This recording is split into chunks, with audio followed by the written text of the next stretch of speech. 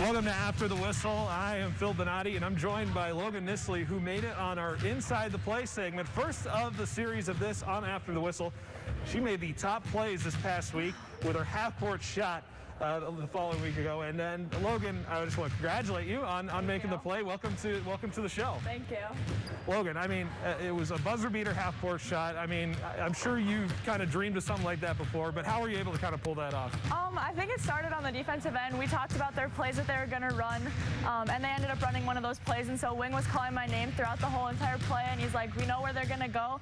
And so I just tried to read kind of where Ella Falk was going to throw the ball, and I ended up getting the steal in the end, and I could hear Mets counting down the dribbles I needed to take, and I looked up at the clock, and I was like, okay, I should shoot it now. And I let go of it, and I'm like, oh, that actually kind of feels pretty good. And it went in, and I was kind of surprised by it. And then I look over, and Michaela Anderson, one of the biggest, not cheerleaders on our team, but has the most spirit, and she was over there running at me. I'm like, oh my gosh, it actually went in.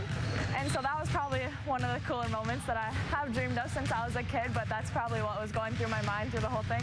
I know you know, kind of it going through and making it, there's a kind of, you know, it was only the halftime of the game that it was. You didn't win the game off of that. But I mean, how do you come down from such a high like that to play the rest of the game like that? It kind of went, going into halftime, our coaches do a really good job of talking about what we did really good and then what we needed to work on too. And so going into halftime, we sat in the locker room and talked as a team about what we could do better, even though we were kind of playing a really good half.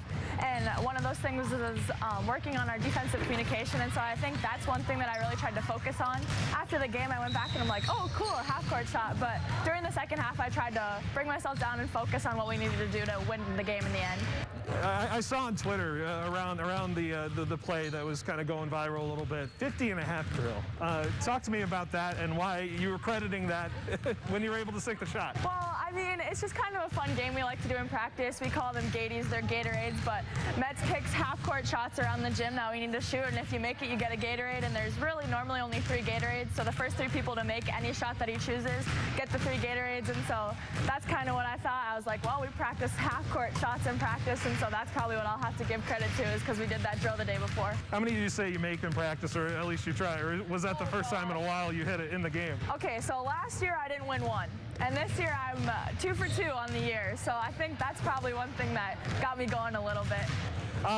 I mean, you're only a sophomore, and you're playing at a high level, in the varsity level. 23 points at this moment of per game.